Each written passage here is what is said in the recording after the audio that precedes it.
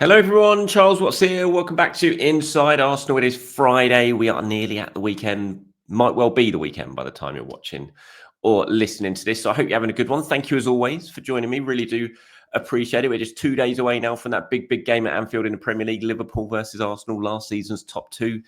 The two teams you would say are the favourites for this season's Premier League title as well. The first meeting this season. What a huge statement it would be if Arsenal could go up there and get a result, especially missing a couple of key players. Mikel will be speaking a little bit later on today at his press conference ahead of that game. Arne Slot is speaking right now as I'm recording this, or just about finished his press conference.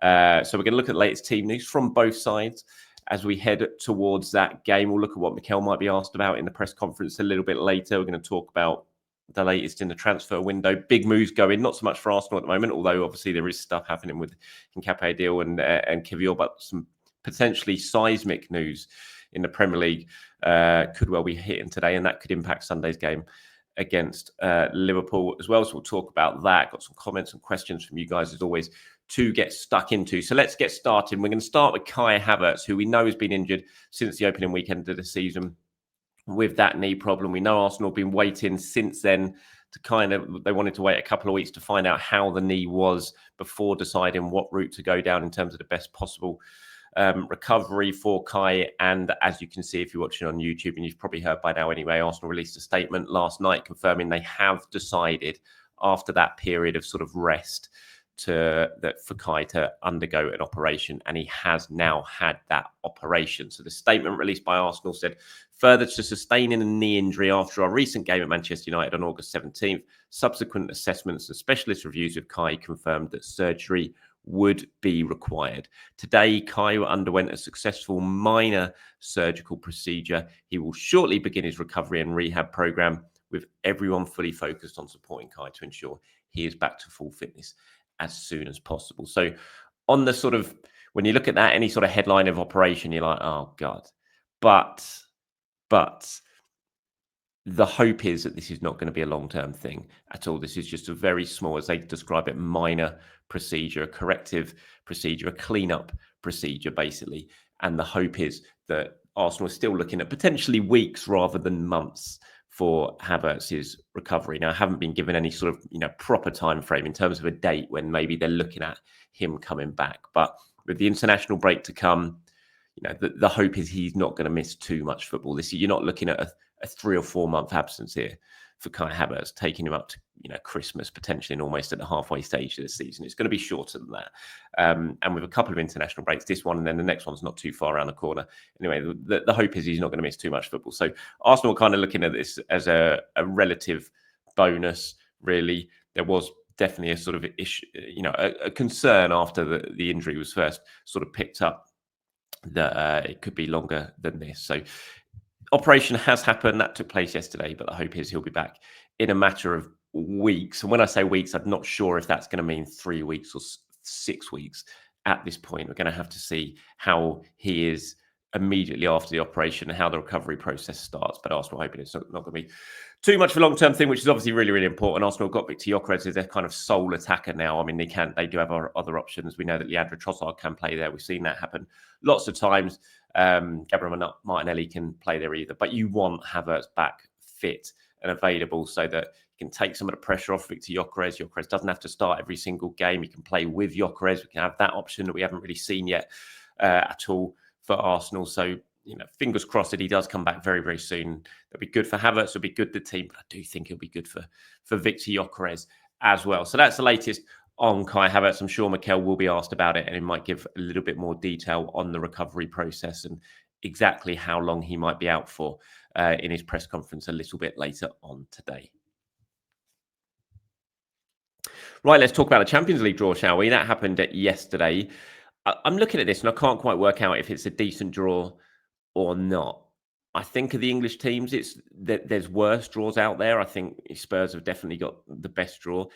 I don't really see, and someone can explain this to me in the comments, and I was talking to my brother about this yesterday, and I don't really see if everyone plays each other twice, or you've got to play 2 teams out of each pot. What's the bonus? What's the real sort of positive thing of being in pot 1?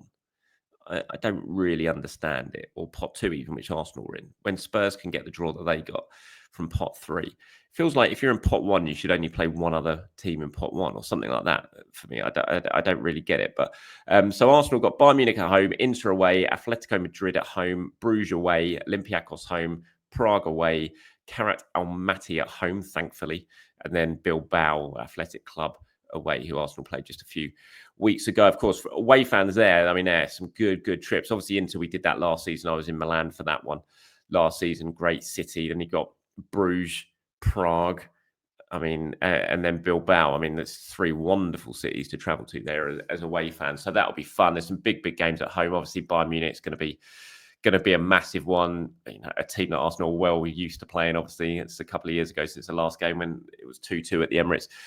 Madrid, Atletico is not going to be a pretty game, you would think, against a Diego Simeone team. That's going to be very tough. Madrid, they were very unlucky to go out to Real last year, obviously, who Arsenal then beat in the quarterfinals. Bruges just absolutely hammered Rangers, scoring 9 goals over the 2 legs. So they look like they got something about them this season. That won't be easy. Olympiacos, I mean, it wouldn't be a European season for Arsenal without playing Olympiacos, of course. So I mean, it's an okay draw. I think it could have been worse when you looked at it. There was some potential nightmare draws in there. So I think Arsenal will fancy their chances here. Obviously, top 8 is tough. Arsenal managed that, and they managed it very well last season. It'd be fantastic if they can do that again. You need around sort of 16 points, really, judging by last season, to guarantee yourself a top 8 spot. It's all about getting off to a good start, really. I think we don't know exactly the order of the fixtures yet. That is due potentially today, but certainly by tomorrow. There's a little bit of uncertainty over when those fixtures will be announced. There is a possibility it will be today.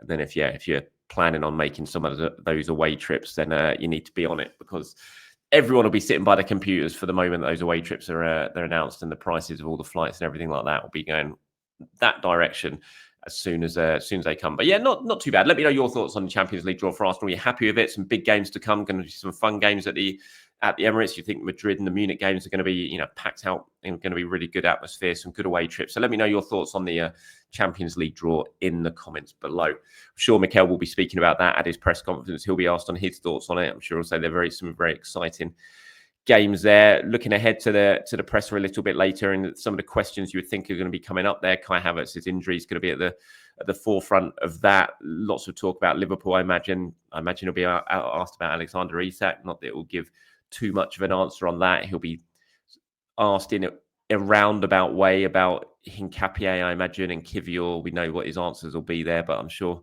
he'll be asked in a roundabout way to try and get something out of him on that. And team news-wise, I'm sure he'll be asked about the latest on the team news as well. And obviously, Martin Odegaard is the big one. We know Saka's injured; he's not going to make it for that one. But then, has Martin Odegaard got a chance of being fit for this? We'll hear from Mikel Arteta on that a little bit later on. I would suggest he'll keep cards pretty close to his chest, especially for a game as big as this. He'll want to keep Liverpool guessing as long as he possibly can. From conversations I've had with various people this week, there is, no one has ruled Odegaard out for me, but whether that's all being kept very much in-house and no one wants to give any sort of clues to Liverpool on that, we shall wait and see. But the good thing for Arsenal is there's lots of different options as we have explored on various videos we have done this week. So team news-wise, Saka, no. Odegaard, a doubt. As far as I'm aware, Ben White is very unlikely to make the game. He's not. He's been struggling with his hamstring issue that I spoke about. And I've not heard that he's back in training yet. He might be. We'll wait and see what Mikel says on that. But there is a thought that he's not going to be involved in the England squad, which was not, there was a chance, had he been fit, that this would be his return to the England squad. It doesn't look like that's going to be happening now because of the injury. So Ben White, as far as I'm aware, is out, but we'll put him as doubtful right now. For Liverpool, McAllister has come back training.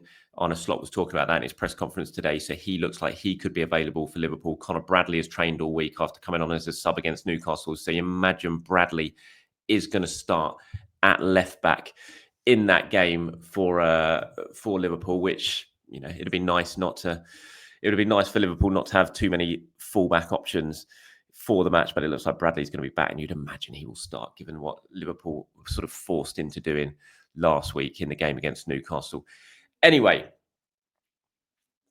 just trying to think off the top of my head if there's anyone else sort of team news wise who's not going to be available. Obviously, no Kai Havertz, we know that. No Gabriel Jesus. It'll be interesting to see if Mikel gets asked about Jesus at the press conference a little bit later on today, actually, about his time frame. We saw the video that Jesus posted earlier on the week, back playing with the ball at his feet, not doing anything with the team yet. You'd think he's still 6 weeks, 2 months away, but it'll be interesting if we get any sort of time frame from Mikel on that, because it'd be a big boost to have Gabriel Jesus fit and amongst the squad options.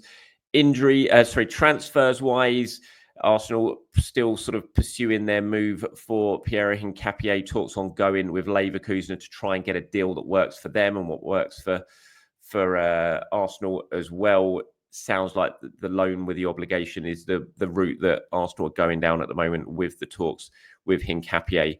And once that deal is agreed, if it gets agreed, if Leverkusen agree to it, then that would allow Jaka Kivior's move to Porto to go through. So talks continuing with those. Lots of stuff going on elsewhere when it comes to transfers, not so much at Arsenal, but elsewhere. As I said, Newcastle bringing in Voltemade, I think the big Stuttgart striker, 6'6", massive money for him. I did watch him. He looked good in the Euros under 21 score. He finished that as top scorer. I think he scored 6 goals for Germany in that game. But he's 23 playing the under 21s tournament. I think about 16, 17 goals for Stuttgart last season. Brilliant signing for them. I think they got him on a free like a year ago, and he suddenly had this amazing season for them, and then ended up getting about 8 million euros for him from Newcastle. So that's a big move. He arrived yesterday in Newcastle, and that, of course, looks like it's going to free up Alexander Isak to finally get this move for Liverpool, which I think we've all been expecting to go through before deadline. Arne Slot was saying nothing really about it today. As you can imagine, he did say that it was nice that Newcastle have got a new number 9, which I thought was quite a funny comment. Will this impact the game on Sunday? Will Liverpool be able to get this deal done before Sunday's game, or will it drag on until Monday's on deadline day? You think if they get it done before Sunday, then we're going to be in a kind of exact same situation that we had with Arsenal last week, where he could well be unveiled on the pitch before the game. Obviously, you can't imagine he's going to be involved in the game, but he could well be unveiled on a pitch, and you can imagine what that's going to do for the atmosphere at Anfield. So, I'd much rather it happen on Monday and Newcastle long it out until the very, very last sort of hours of deadline day. I don't really want to see Isak walking out on that pitch before the game on Sunday to stir up what's already going to be a very, very loud atmosphere at Anfield. So we'll wait and see on that. Spurs signing Xavi Simons as well. That should be announced at some point today. He's had his medical and all the paperwork has been signed by all accounts. So that's a good signing for them. Obviously, they've been in the market for a new playmaker after missing out on Eze to Arsenal, when they've gone and got Xavi Simons, player that Chelsea have been in for the whole summer, but never actually bid for. But Spurs have gone in and nicked him, which probably is a decent signing for them, and to replace the injured James Maddison as well. So lots going on in and around the Premier League. We'll wait and see if Arsenal can get this deal for Hincapie done. And then we'll see what happens in terms of Kivior and obviously some other sales as well. And you think with Stuttgart having just got about 8 million euros guaranteed for Voltemade, a team that have been in the hunt for Fabio Vieira and been in talks with Arsenal for Fabio Vieira, haven't been able to agree a fee. Suddenly they got all this money coming to them. Is that going to help Fabio Vieira get his move to Stuttgart, and Arsenal to get some money in for Fabio Vieira? Again, lots of ifs and buts at the moment, lots of moving parts in the transfer window as we head toward deadline day. Certainly going to be a busy few days, I would say. Right, let's move on to some questions and comments now, shall we? Got Hincapie here, who has got in touch and says, if Arsenal do get Hincapie, then what do you think this means for MLS? I've had a lot of people asking this sort of question. We're just talking about it on the Inside Arsenal Discord page, actually. And he's Hincapie continues, says, Calafiori has started the season well at left-back, and Hincapie could end up being another left-back. They both could cover left centre-back if Big Gabs get injured as well. I see this as a mirror of the right, White and Timber, both players who we know can play right centre-back role. So do you think this is a way that MLS could cover for Zubamendi while Norgard is out? When Norgard is fit, then MLS could be third choice there or third choice left-back. Would that be the plan, in your opinion, so that MLS could be rested a lot more for his body and long-term fitness? I mean, it is it's a very relevant question. If Hincapie does come in for that amount of money, how is that going to impact MLS's minutes? I suppose the big thing is, and I don't know the answer to this, is exactly how Arteta and Arsenal, but certainly Arteta views Hincapie if he does come in. Is he just going to be the left-sided centre-back option? Basically, Kivior. We know Kivior can play left-back, but he's not an option at left-back now anymore, is he? Calafiori's there, MLS is there. So is Hincapie going to be exactly the same as that? So he comes in, but he's just a left centre-back option. That's the big question. If he is, then it's not really going to impact MLS's minutes. But if he is coming in to be seen as this sort of more natural left-sided option for the left back to provide width down that flank, then it is going to impact MLS's minutes. No doubt about that. Calafiori started the season very well. We've seen MLS have to start on the bench. He has played in both games, so he is getting minutes. And whatever happens, I think MLS is going to continue to get plenty of minutes in the Premier League.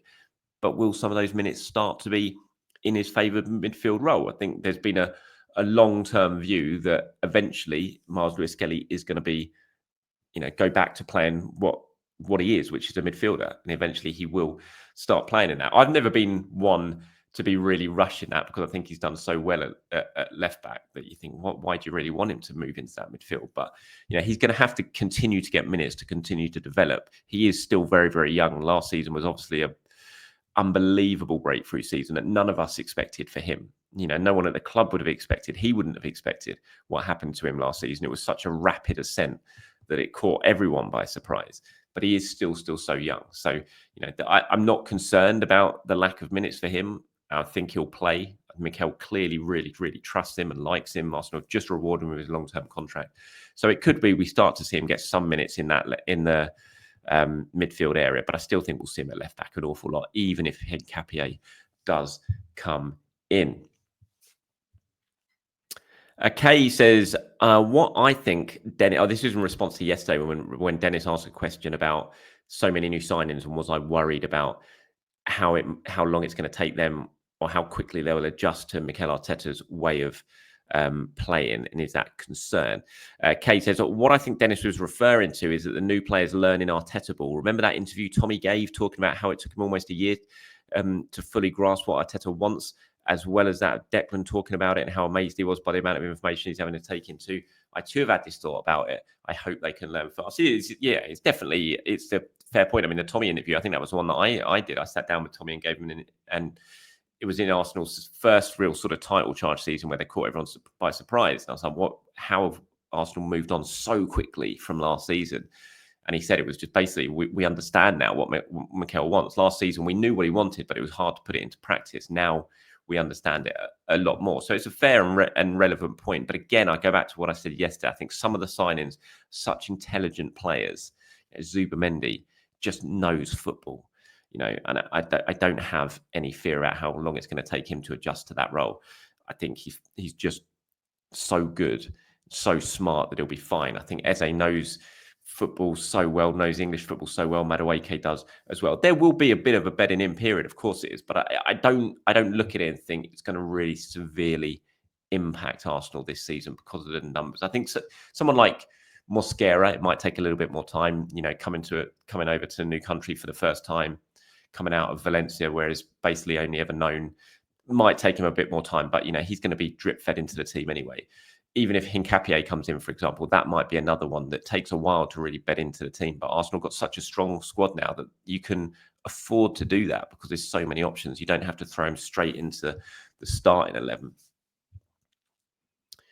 Vet Para's got in touch here. It says, I really like the idea of playing a Zubimendi, Rice and Marino midfield at Anfield. Never thought I would say this, but I really did admire the Newcastle midfield and the amount of power legs they displayed against Liverpool, both on Monday night and in the League Cup final. They just seem to overrun the Liverpool midfield. If you want to win the midfield battle, have pace on the wings, Martinelli, Madueke, and have Gyökeres making runs in behind. I think you will seriously limit their wingers. They seemed a lot less physical against Newcastle. So looking forward to set pieces. Yeah, Arne Slot in his press conference this morning spoke a lot about set pieces and how Liverpool have been really poor and they conceded all their goals basically from set pieces this season, and Arsenal are the strongest team in the league at set pieces. So that is an area where you think Arsenal could exploit as well. Definitely down the flanks that I've spoken about before.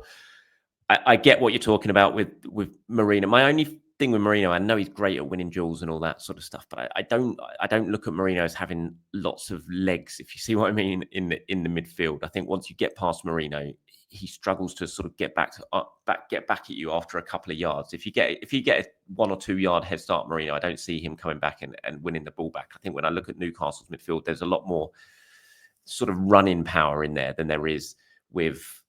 I mean, Declan's got lots of it, but the other two maybe not so much. So I don't know. I still would rather not see him go with Mourinho in this game. I think it would say an awful lot for how Arsenal and Arteta are going to approach the season if we go name this starting 11 and you're seeing an Ethan in there or an Eze in there. I think it would say an awful lot. It might be the wrong decision, who knows? But I think it would say an awful lot of we're playing on the front foot this season rather than maybe taking the safe option.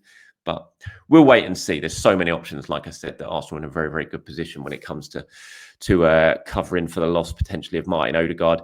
And finally, just some reaction to the Reece Nelson Crystal Palace potential move. Somebody says, I would be happy with 15 million for Reece. He has to go and play, and I think he still has talent to be a top player at a club like Palace. Nick says 15 million for Nelson. Palace would have a bargain.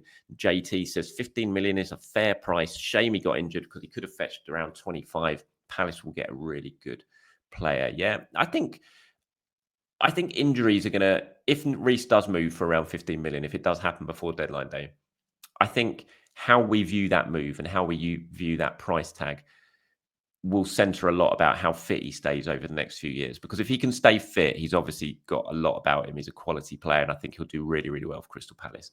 But if he's constantly injured, can't get a settled run in the side, then I think we'll look back on it and look at it as a pretty good deal. So I do think injuries will really sort of shape our perception of this deal in a couple of years' time, I have to say. And that's it from me today, everyone. Thank you for watching. Thank you for listening. Appreciate it as always. I'll be back in the morning to do it all over again. We'll see what Mikel's had to say at his press conference, of course, and start to really look ahead to that big game against Liverpool. And who knows, 24 hours is a long time in football. There might be some very interesting developments in the transfer market as well.